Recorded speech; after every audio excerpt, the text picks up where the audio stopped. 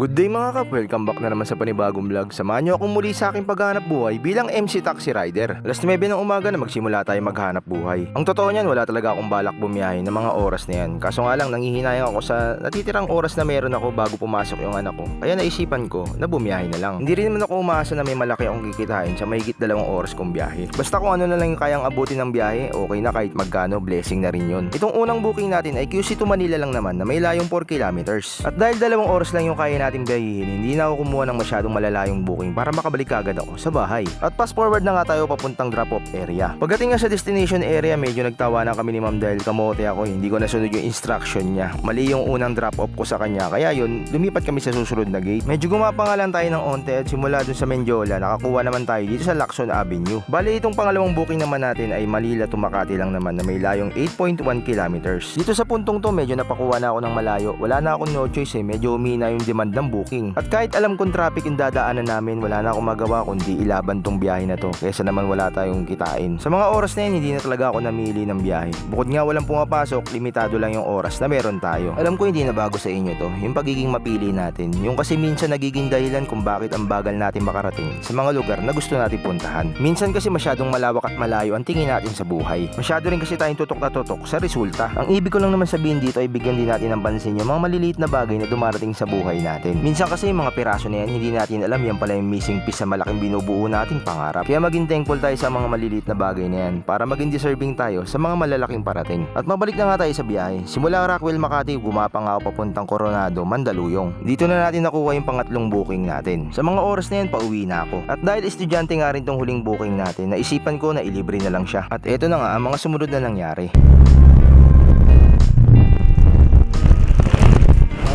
Bawal kasi yata ito.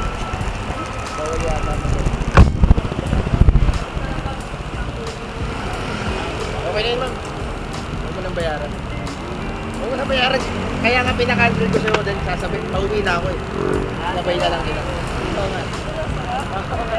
Ano bang course mo? Anong course mo? Nursing mo. Doon ka na bumawi sa mga magiging pasyente mo. Sige, ma'am.